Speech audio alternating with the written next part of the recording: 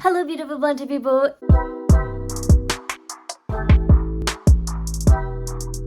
It's Skully, and welcome to Skully's Creations, where we talk about plants and occasionally do a creative project here and there.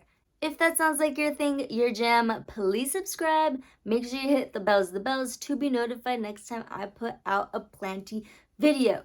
Okay, so today I'm really excited because we're doing a cares video. So I wanted to do more cares videos because, well, one, I remember when I was first getting into plants, I was looking for specific plants just to make sure that I can take care of it and what it needed before I even bought the plant. So that's why I thought I'd just go ahead and really go through my whole collection and specifically do a cares video for each individual plant. All right, so today we are talking about Philodendron Painted Lady. Check her out. So she has these really beautiful foliage, as you can see. What I really find attractive though is these like pink stems. So just that hint of pink with that lime green, just mwah, she's so cute. And I love me a pink plant. I think it's really cute. So anyways, just a little backstory of how I got her. I actually got her on my local Facebook group. I got her as like a 2-leaf cutting for like $10. So really great deal there. Also, the price of this plant has gone down a lot, so it is more accessible and it is a lot more affordable nowadays. So that's really exciting, because obviously we don't want to pay a lot to have, I know I don't want to pay a lot to have really cool plants. And so far, Facebook has been a great place in order for me to do that. But sometimes, honestly, I probably need to like stay away from Facebook because I'll be getting a lot of plants sometimes. But that's neither here nor there. Okay, so let's get into the care. She is a climber. So as you can see right here, she's going up, right? So that's a good indicator that she's a climber. So right now I just have her on this chopstick, but you have a few options to give her support. You can put her on a moss pole, and moss pole would be really cool because you see these like nodes right here. There's like these little bumps. Those little bumps are where roots will grow out of if you were to like propagate her. But also on a moss pole, what will happen is those roots will grow into the moss pole. So that's a really great way for you to give her support and also allow her to support herself, because then she'll be growing more roots getting water, and it's just a good situation for the plant itself. Another thing you can do is just use a stick or a chopstick like I'm using right now. The last thing you could do is use a plank of wood. So those are your options of giving her support. Plank of wood, moss pole, or just a stick or a gardening stick, and that would be fine too. So just give her the support, because then that support is going to help her for a couple reasons. It's going to help her kind of not flop over and grow like really weird, right? That's number one. And then two, her leaf size will actually get bigger as she grows up. So a couple things, to consider when giving her that support if you choose to do so. But I recommend it because she really does need it. She's that plant that needs that support. Okay, so moving on to what she's in. So I currently do have her in a ceramic pot. You could put her in a terracotta if you like. Only thing with terracotta, as if you know me and you watch my videos, I don't usually use terracotta a lot because I need my plants to be able to go a longer period of time without me watering. So that's why I chose a ceramic pot to put her in. However, this ceramic pot does have a huge drainage hole, and I have a video on how you make drainage holes if you wanted to check that out, if you just needed help on how to do that. But yeah, I put a drainage hole here. I actually didn't have mesh at the time, but what I did to keep the dirt from just like coming out was just get a piece of a plastic bag and poked holes in it. Really janky, but it works. So then that way, she has drainage for whenever I water her. Okay, so now let's talk about soil. So what I currently have her in is 60% coco coir, 30% perlite, and 10% orchid bark. Now, you could totally use, instead of coco coir, you can use like an organic potting mix or a regular potting mix.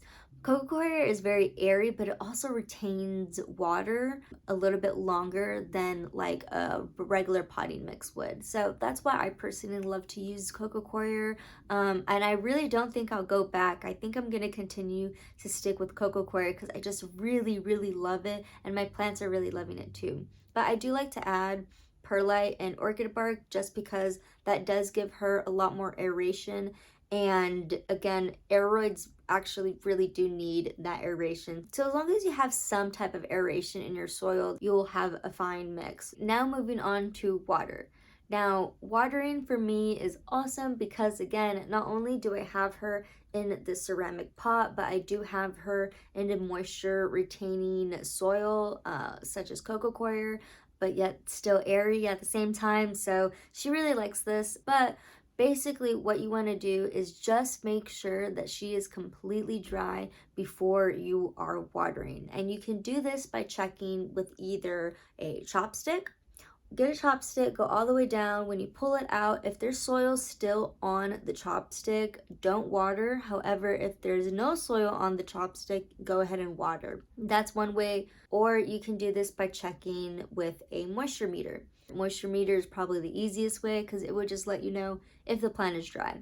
I personally don't like using my finger because my finger doesn't go all the way down to the pot. So for me, that's not very effective.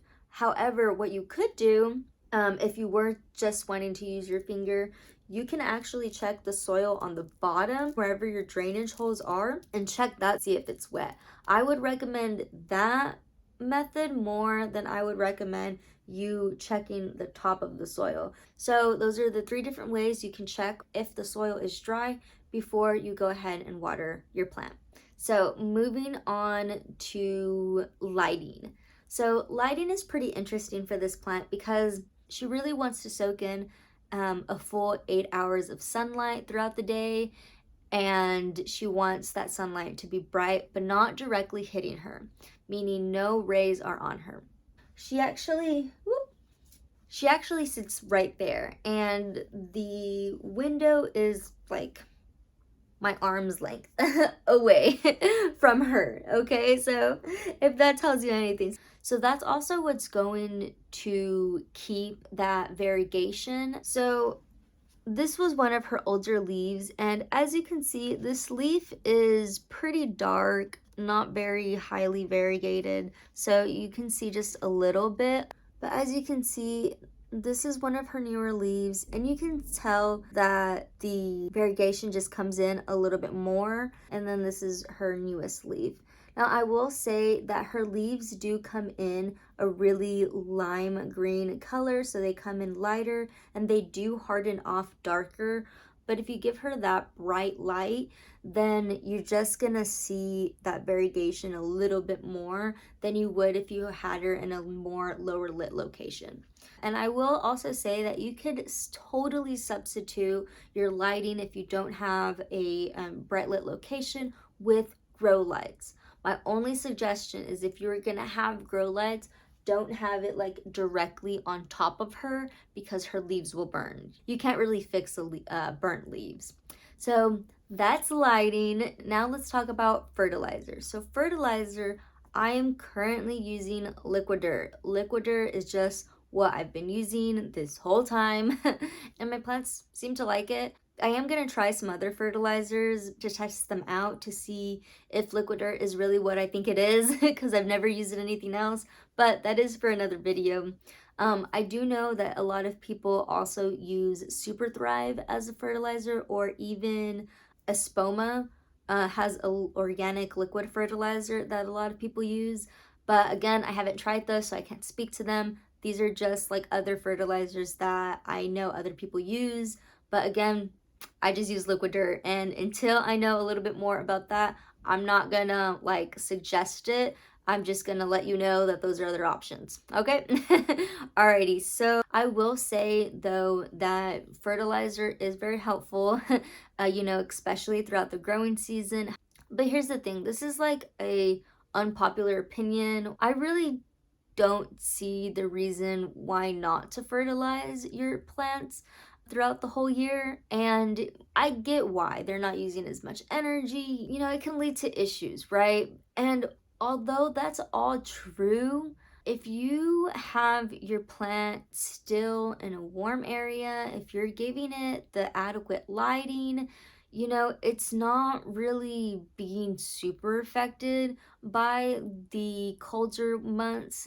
And I know there is a lot of plant people that would agree with that, but then there's also people who don't agree with that, that are like strictly don't fertilize during the winter seasons. But really, I think that's up to your discretion. Now, if your plant is getting, you know, not as much light as normal, and if it is being affected in that way, then yeah, I would cut back a bit on the fertilizer, but I still wouldn't not give it fertilizer. Because how I see it is, okay, yes, I'm not using as much energy, but I still need to eat. But yeah, that's my opinion on fertilizer.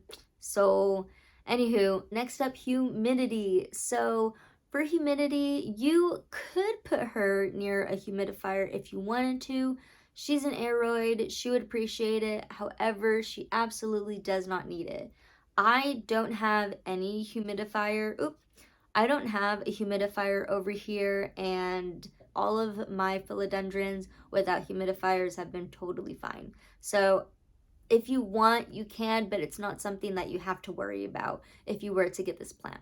And lastly, propagation. So let me go ahead and grab her for this one because I do want to show you how to propagate. Now, I wouldn't cut her right now because she's just, in my opinion, too small. Plus, she has a new leaf emerging right here. So I want to make sure that that new leaf develops and is strong enough before I cut her. So that's just a suggestion. But again, every one of these like little bumps right here is a node. And if you were to give her a cut, you could actually cut her right below this node, and she would grow roots from here and from here. For philodendrons, I'm currently using sphagnum moss, and it's been really great. And I do make sure that they do have high humidity when I'm propagating, because that just makes the propagation process a lot faster. Whatever medium you want to use to propagate, I would just suggest putting a little bit of cinnamon, because that cinnamon acts as a rooting hormone on the actual open wound where you cut it. So because philodendron is an aeroid, I would recommend using sphagnum moss, but you can use either perlite, leca, you can even use pond if you wanted to, or even water. So those are, you know, the 5 different mediums that you could use. I wouldn't directly put it back into soil because I like to see what's going on, so I like to put it in a plastic cup with sphagnum moss, and that's just the way I do it. But again, you could do it however you want to. Those are your options. And with that being said, that's it. That's all you need to know to take care of your Philodendron Painted Lady. I really hope this helped, and if it did, please leave a comment down below. If it didn't, or if you have any questions, also leave a comment down below. I would love to answer them. If you like this video, make sure to give it a thumbs up, and I hope you'll have a wonderful planting day, and I'll see you next Friday. Bye!